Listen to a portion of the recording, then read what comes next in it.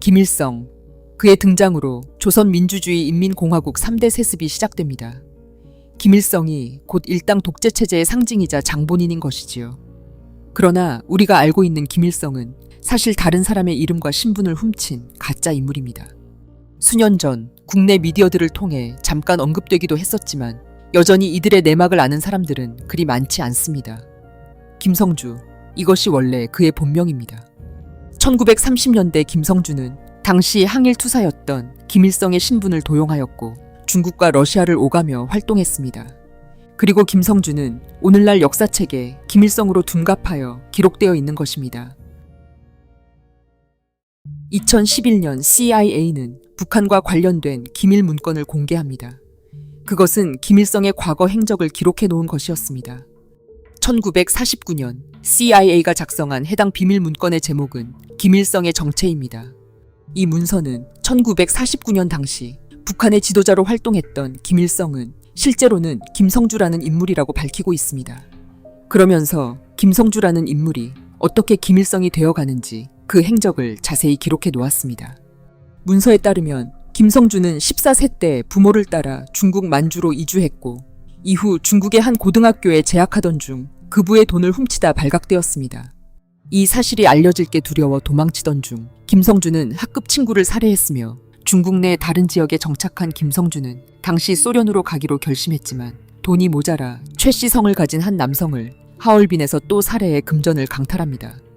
18세가 된 김일성은 중국 공산당의 초기 지도자인 리리산을 만나 중국 공산당 청년 조직원으로 가입했는데 얼마 후 리리산의 신임을 얻은 김성주는 중국 공산당원이 됩니다.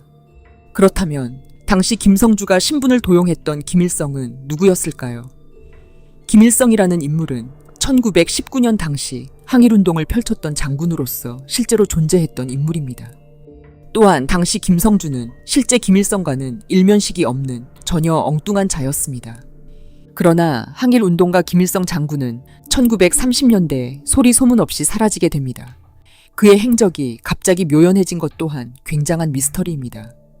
그리고 1년 후 리리산은 김성주에게 이름을 김일성으로 바꾸라고 지시합니다.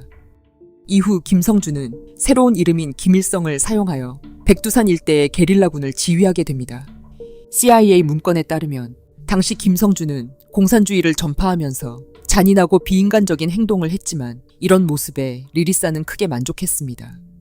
김성주는 이후 군 고위직으로 진급을 거듭하게 되고 결국 소련 연방의 스탈린도 김성주에 대한 소문을 듣게 됩니다. 그리고 일본이 2차 세계대전에서 패망하면서 스탈린과 김성주는 한반도의 공산화에 황금기를 맞게 됐다고 CIA는 덧붙이고 있습니다. 김일성이 실제로는 김성주라는 의혹은 과거에도 여러 차례 제기되어 왔으며 이미 90년대 러시아의 언론과 미디어들이 대대적으로 다루기도 했습니다. 그러나 정보당국의 문서를 통해 공식 확인된 건 2011년이 처음이었습니다. 이러한 사실이 뉴스를 통해 보도되자 지난 2021년에는 과거 김성주의 지인이 등장하여 BBC와 인터뷰를 가졌습니다.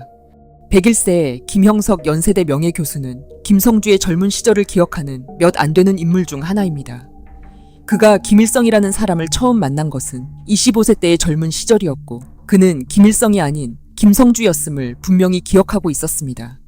사실 김형석 교수는 김성주의 이름 석자를 익히 듣고 자랐습니다. 두 사람은 어릴 적 학교 선후배 사이였고 가족끼리도 매우 가까웠습니다. 김형석 교수의 친척 할머니가 젖이 안 나오는 김성주의 어머니를 대신해 젖을 물릴 정도였습니다. 그는 김성주를 어릴 적부터 키가 크고 운동을 좋아하며 친구들을 끌고 다니는 소위 골목대장으로 기억했습니다. 두 사람의 만남은 김형석 교수가 25세가 되어서야 다시 이루어졌습니다. 당시 김일성이라는 인물은 북한의 유명 정치인이었습니다. 1945년 어느 날 만주에 항일운동을 다녀온 김일성의 귀환을 축하하기 위해 조찬이 마련되었고 김형석 교수 또한 이 자리에 참석하게 됩니다. 그는 당시 항일투사 김일성을 만난다는 부푼 마음을 안고 참석했지만 그 자리에 나온 김일성은 자신의 고향 선배인 김성주였습니다. 국가주석의 신분부터가 거짓인 북한의 독재체제. 그렇다면 우리가 알고 있는 북한의 3대 세습체제의 정체는 과연 무엇일까요? 당시 북한에는 본인이 김일성임을 자처하는 자가 모두 4명이 있었습니다. 앞서 언급된 김성주, 나머지 3명은 김현충, 김승옥, 김책입니다. 사실 이들은 김일성이라는 이름을 사용했던 일본계 공작원들이었습니다. 이들이 북한에서 영웅 대열에 오를 수 있었던 이유는 그들은 일본 육군 나카노 학교 출신들로서 일본군의 전술을 잘 알고 있었기 때문입니다. 또한 당시는 지금처럼 미디어가 발달한 시기가 아니었기 때문에 여러 명의 사람이 동일 인물을 사칭해도 사실관계를 확인할 길이 없었습니다. 우리는 이 4명의 인물 중 김책이라는 자에게 주목해야 합니다. 김책, 그의 이름은 하타나카 오사무입니다.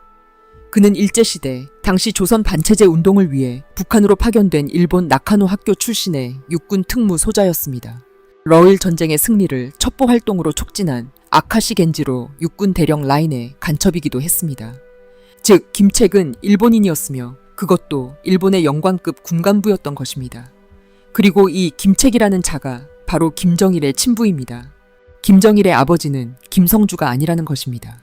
1940년 김성주가 소련에 방문하며 자리를 비운 반년의 기간 동안 김책은 김성주의 아내 김정숙 사이에서 아이를 갖게 되고 그렇게 태어난 아들이 바로 김정일입니다.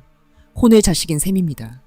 정리해 본다면 1940년대 언저리에 북한에서 김일성임을 사칭했던 자는 총 4명, 그중 한 명인 김성주는 현재 우리가 알고 있는 북한 3대 세습의 장본인 김일성입니다. 또한 그의 아들이라고 알려진 김정일은 김일성을 사칭한 또 다른 인물이자 일본 군인 김책의 아들이었습니다.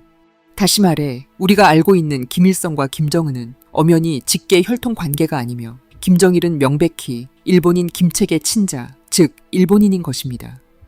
과거 김정일의 전속 요리사 또한 일본인이었습니다. 그의 이름은 후지모토 겐지. 그의 증언에 따르면 평소 김정일은 완전한 친일파 인사로서 일본의 라왕과 리키우동 등의 컵라면을 먹고 노래방에서 일본 군가를 부르며 차는 도요타에서 제작한 일본 황실 전용 센츄리를 선호했습니다. 컴퓨터는 일제 니폰덴키를 사용하며 일본 TV 프로그램을 즐겼습니다. 또한 후지모토 겐지에 따르면 김정일의 자녀 김정철, 김정은, 김여정 등 자녀 3명도 아버지와 마찬가지로 일본을 좋아하였고 그들은 일본 과자는 물론 일식도 부담 없이 즐겨 먹었습니다. 특히 모두 제2외국어로 일본어를 공부하면서 일본에 대한 지식이 상당한 수준입니다.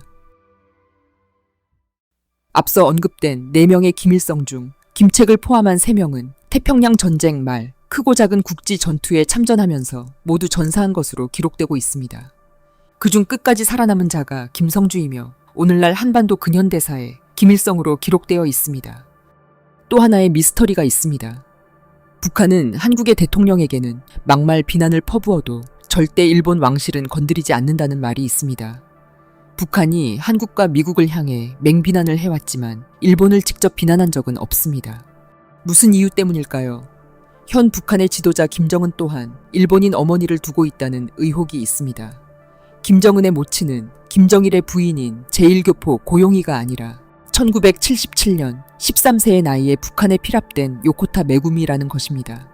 일본계 국제문제연구소 태양의 모임 총재이며 메이지 천황의 손자로도 유명한 국제 저널리스트 나카마루 카오루는 1977년에 납북된 요코타 메구미가 바로 김정은의 생모라고 강력하게 주장해왔습니다. 요코타 메구미, 그녀는 과연 누구일까요? 1920년 당시 대한제국의 황태자 이은은 일본인 나시모토노미야 마사코와 정략 결혼을 하게 됩니다. 당시 일본 황실의 이른바 내선일체 융합 정책에 따라 일본 왕족 나시모토의 맏딸인 마사코와 정략 결혼을 하였던 것입니다. 이은 황태자는 일본에 강제 체류하는 동안 철저한 일본식 교육을 받았으며 일본 육군사관학교, 육군대학을 거쳐 육군 중장을 지내기도 했습니다. 해방 이후에 환국하고자 하였으나 국교 단절과 국내 정치의 벽에 부딪혀 귀국이 좌절되었습니다. 이은 황태자와 이방자 여사 사이에는 2 아들이 있었고 요코타 사키에라는 한 명의 딸이 있었습니다. 그리고 77년 납북된 요코타 메구미의 친모가 바로 요코타 사키에라는 주장이 있습니다. 즉 납북 소녀 요코타 메구미는 이은 황태자와 이방자 여사의 손녀인 셈입니다. 한편 김정은의 친여동생인 김여정과 요코타 메구미의 친딸인 김은경이 동일 인물일 것이라는 추측도 있습니다. 우연찮게도 두 사람은 같은 대학에서 공부했으며 같은 정부기관의 부서에서 근무한 것으로 알려졌습니다. 김여정은 77년 9월 26일생, 김은경 또한 87년생으로 둘은 동갑이며 생일 또한 9월로 동일합니다. 이와 같은 주장을 담은 영상이 지난 2013년 유튜브를 통해 공개되었으나 업로드 3일 만에 비공개 처리되면서 의혹은 더욱 증폭되었습니다. 지난 2001년 아키히토 당시 천황은 궁전에서 기자회견을 가졌습니다. 이 자리에서 당시 천황은 다음과 같이 발언합니다. 한반도로부터 이주해온 사람들과 초빙되어 온 사람들에 의해 일본의 다양한 문화와 기술이 전해졌다. 국내청 악부의 악사들 중에는 당시에 이주해온 사람의 자손으로 대대로 악사 일에 종사하며 지금도 때때로 아악을 연주하고 있는 사람이 있다. 이러한 문화와 기술이 일본 사람들의 열의와 한국 사람들의 우호적 태도에 의해 일본으로 전해졌다는 것은 매우 다행스러운 일이라고 생각한다. 나 자신으로서는 간무 천황의 생모가 백제 무령왕의 자손이라고 속 일본기에 기록되어 있는 점에서 한국과의 인연을 느끼고 있다. 이처럼 천황 스스로가 자신이 백제의 후손이라고 밝혔습니다. 한반도 고대사와 일본은 매우 밀접한 관계가 있습니다. 초기 일본 황실을 구성하던 수뇌부가 모두 백제와 고구려의 유민이라는 사실은 더 이상 비주류 학설이 아닙니다. 물론 북한 김씨 세습이 이것과 비슷한 맥락이라고 해석하기엔 무리가 있겠지만 동북아 고대사에 관하여 더 깊게 들여다보면 무척 재미있는 사실들을 발견할 수 있으리라 생각됩니다. 어쩌면 우리가 모르는 근대 대한민국의 형성에 대해서도 더 정확한 해답들을 얻을 수 있을 것입니다. 잊지 말아야 할 것은 우리가 나고 자라면서 배웠던 강단사학의 거의 대부분이 겨우 20세기 초에 정립된 것들이라는 사실입니다. 그리고 한반도에 잃어버린 고대사 대부분은 여전히 일본에 남아 있습니다. 시청해 주셔서 감사합니다.